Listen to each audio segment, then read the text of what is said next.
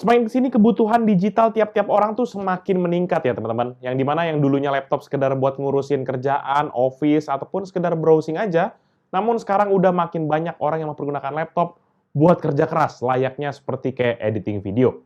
Oleh karena itu, Picel akan bahas nih sebuah laptop dari Acer yang punya tampilan tipis tapi bisa diajak kerja keras dan hadir dengan fleksibilitas tinggi.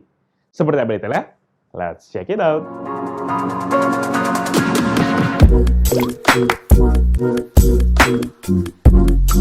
Halo guys, balik lagi bersama Picel dan kali ini kita akan bahas lagi sebuah laptop dari Acer, yaitu Acer Travelmate Spin P4. Detail spesifikasi laptop ini adalah sebagai berikut. Prosesor Intel Core i7 1165G7, RAM 16GB DDR4 single channel 3,2 GHz, storage SSD NVMe dengan kapasitas 512GB, integrated GPU Intel Air Seksi grafik dengan G796EUS, dengan sharing memori sebesar 1 GB, layar IPS panel touchscreen 14 inci 8 bit dengan resolusi 1920x80 atau Full HD, dan refresh rate sebesar 60 Hz.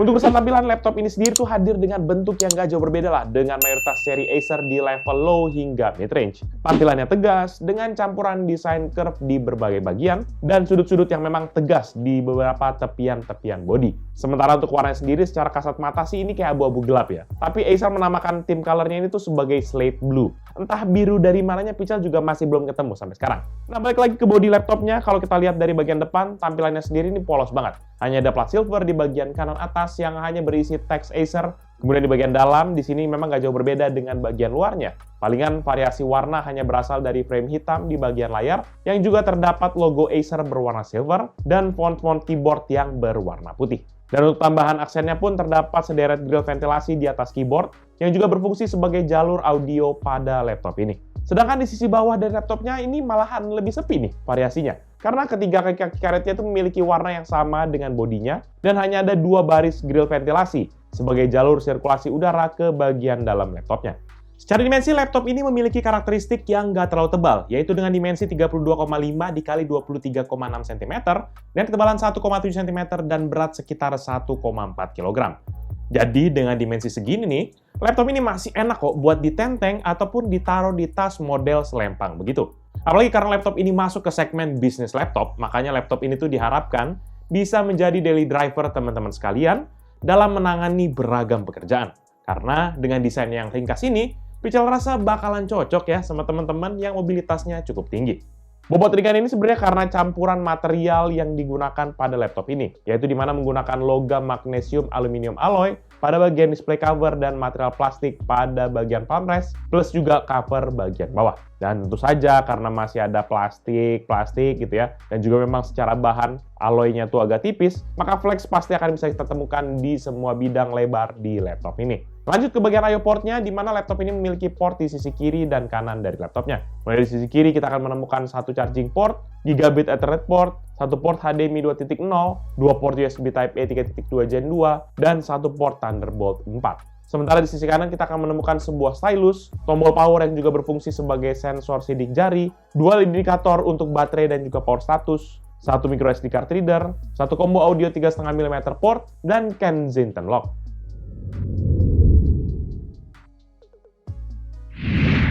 Di bagian layar, Picel cuma bisa bilang kalau level layarnya ini masih masuk kepada segmen low end lah menurut Picel ya. Ya walaupun laptop ini sudah menggunakan jenis layar sentuh, tapi panel yang digunakan masih menggunakan IPS, jadi bukan OLED apalagi AMOLED ya teman-teman. Layar ini sendiri menggunakan coating finish glossy berukuran 14 inci yang memiliki aspek rasio 16:9 dan resolusi Full HD atau 1920x80 dengan refresh rate sebesar 60 Hz dan response time sebesar 30 ms.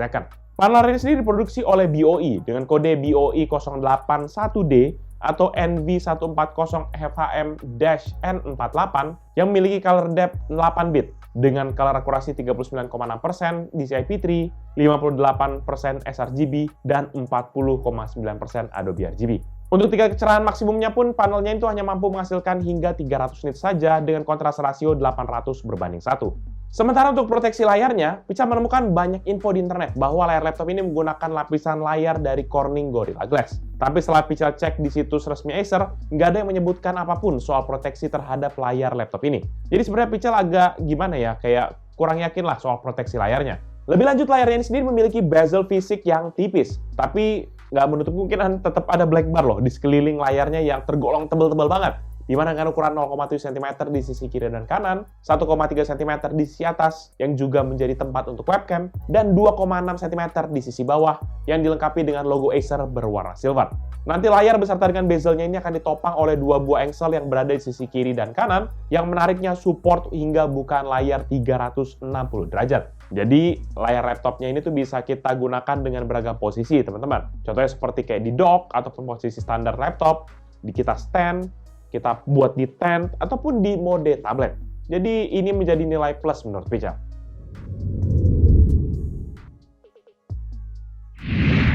Di bagian input device, laptop ini sendiri memiliki setidaknya 3 input device standar dan juga 1 security input. Input device pertama yaitu adalah keyboard, di mana bertipe chiclet dengan warna hitam di bagian bodi laptopnya. Secara ukuran, keycapsnya ini tuh memiliki ukuran 1,5 cm dan pemakaian keyboardnya Pichal bisa bilang tergolong ya cukup-cukup lah. Terutama pada saat Pichal gunakan secara casual ataupun saat mengetik dengan tempo yang cepat. Dan buat yang suka pakai laptop ini di tempat yang nggak terlalu terang, tenang aja, karena keyboardnya juga sudah dilengkapi dengan backlight berwarna putih, yang sayangnya bisa kita cuma hidupkan ataupun matikan menggunakan tombol F8, tanpa adanya pengaturan tingkat kecerahan. Untuk input device kedua yaitu touchpad, di mana memiliki ukuran yang nggak terlalu besar, yaitu sekitar 10,5 x 6,5 cm, yang posisinya agak menjorok ke arah kiri pada area palm rest-nya. Touchpad ini sendiri memiliki warna dan juga tekstur yang sama dengan area palm rest, dan hanya ketinggiannya dibuat agak sedikit lebih rendah untuk membedakan akan area dari touchpad-nya, mana yang touchpad, mana yang palm rest-nya. Dan seperti beberapa laptop yang sudah Pichal review, nggak ada fitur yang aneh-aneh pada touchpad-nya. Palingan ada yang kayak standar-standar kayak smart gesture gitu aja. Dan bahkan di touchpad-nya ini nggak terlihat sama sekali tombol fisik. Pilih pemakaian dan juga kliknya ini sebenarnya tergolong agak berisik ya. Tapi buat kita yang nggak mau pakai touchpad-nya, teman-teman nggak usah khawatir, tinggal matiin aja mempergunakan tombol F7. Yang ketiga, input device-nya yang sudah pasti jelas kita spill-spill, yaitu layarnya itu sendiri. Di mana layar laptop ini sudah support akan 10 titik sentuh, dan seperti yang sudah Pichal mention tadi bahwa layarnya ini menggunakan coating glossy finish yang reflektif banget sama cahaya. Pichal juga pas coba obok-obok informasi gitu ya, dan juga Pichal tes, ini tuh layarnya masih belum support akan MPP 2.0. Tapi teman-teman gak usah khawatir karena udah ada stylus bawaan yang bisa kita gunakan untuk beragam keperluan pada laptop ini. Lalu yang terakhir yaitu adalah security input, di mana laptop ini memiliki sebuah fingerprint reader yang menyatu dengan tombol power yang ada di sisi kanan dari laptop ini. Pemakaiannya sih tergolong cepat dan juga responsif, terutama dalam register ataupun melakukan verifikasi pada sidik jari kita. Nantinya kita bisa menggunakan fingerprint reader ini juga dalam contohnya sign in Windows, mempergunakan Windows Hello, sehingga nggak perlu lagi ketik-ketik password guys.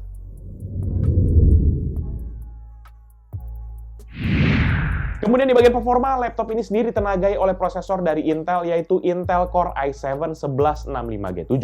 Prosesor ini sendiri memiliki arsitektur 10 nanometer dengan konfigurasi 8 inti, yaitu 4 inti fisik dan 4 inti virtual, serta TDP sebesar 28 Watt.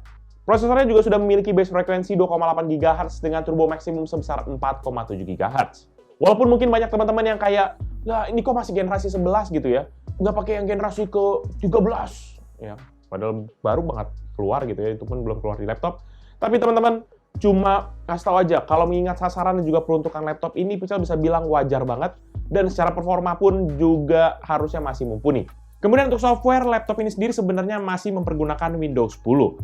Tapi pas Pichal update, ini langsung upgrade ke Windows 11 dengan build number 22621.674, di mana ini seri terakhir dari Windows 11 pada waktu video ini Pichal buat. Dan sebagai tambahan informasi ya teman-teman, kalau teman-teman kurang puas sebenarnya sama spesifikasi laptop ini, kita bisa sendiri loh, kita custom nih spesifikasinya. Jadi mantep banget nih laptop. Bener-bener dibuat sesuai dengan diri kita.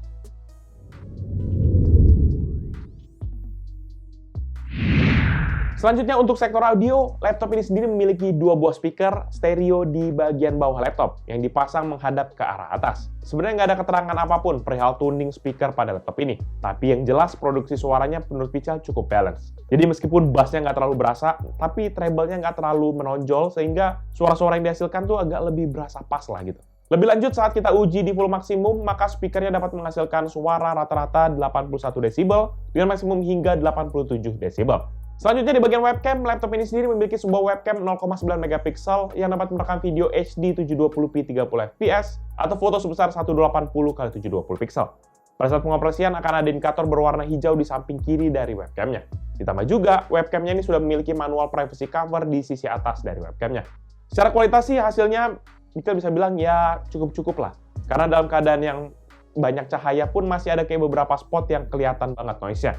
Tapi kalau buat kita pakai cuma sekedar nge-zoom ataupun kayak Teams call gitu doang, harusnya lebih dari cukup lah. Kemudian untuk urusan konektivitas, laptop ini sendiri sudah dilengkapi dengan Wi-Fi dari Intel, yaitu Wi-Fi 6 AX201 yang support Wi-Fi 6 802.11ax dan juga Bluetooth versi 5.2. Wi-Fi chipnya juga sudah support akan dual frekuensi, yaitu 2,4 dan juga 5 GHz. Dan seperti yang sudah Pical sebutkan di bagian desain, untuk network speed yang lebih cepat, maka laptop ini juga sudah dilengkapi dengan port Gigabit Ethernet dari Realtek dengan kode RTL8168/8111 yang support transfer data sebesar 1 gigabit per second.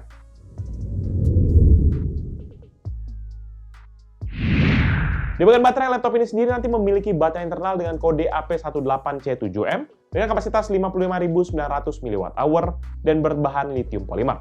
Dalam pengujian baterai mempergunakan PC Mark 10 dengan serial mode office dan juga medium brightness, maka laptop ini dapat bertahan selama 6 jam 57 menit dari 100 hingga 5% baterainya. Kemudian pas saat kita mempergunakan akan mode gaming plus full brightness, maka laptop ini dapat bertahan selama 1 jam 9 menit dari 100 hingga 5% baterainya. Nanti untuk pengisian daya sendiri kita bisa mempergunakan charger bawaannya yang memiliki output 19 volt 3,42 ampere dengan total daya 65 watt. Dan untuk pengisian dayanya dari 5 hingga 100% membutuhkan waktu sekitar 2 jam 3 menit dalam kondisi laptop hidup dan sedang tidak digunakan.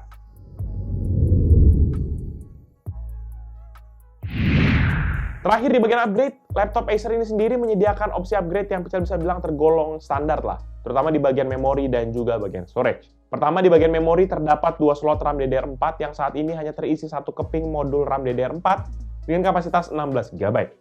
Jadi teman-teman bisa mengisi 1 slot RAM yang tadi yang kosong dengan modul RAM yang memiliki spek yang sama dengan yang udah ada. At least minimal bisa mengaktifkan akan fitur dual channel-nya biar nggak single-single amat gitu ya. Sedangkan untuk storage, nanti hanya disediakan 1 slot M2 NVMe dengan ukuran 2280 atau yang paling panjang. Sehingga ukuran opsi upgrade yang bisa kita ambil adalah mengganti modul 512 GB yang sudah ada kepada kapasitas yang jauh lebih tinggi. Selebihnya sih sebenarnya nggak ada lagi opsi upgrade untuk laptop ini. Overall, menurut dapet pribadi Pical, laptop Acer TravelMate Spin P4 merupakan sebuah laptop yang teman-teman mungkin lagi cari laptop kelas middle end, tapi mau nggak mau yang speknya masih tergolong oke dan bisa diandalkan. Laptop ini kira-kira sudah masuk bisa menjawab kebutuhan kita lah. Apalagi buat kita yang mungkin suka editing, segala macam, harusnya sangat banyak terbantu. Tapi ya itu, kita jangan geber kenceng-kenceng, apalagi diajak buat sekedar nge-gaming gitu. Sayang, bukan itu tujuannya.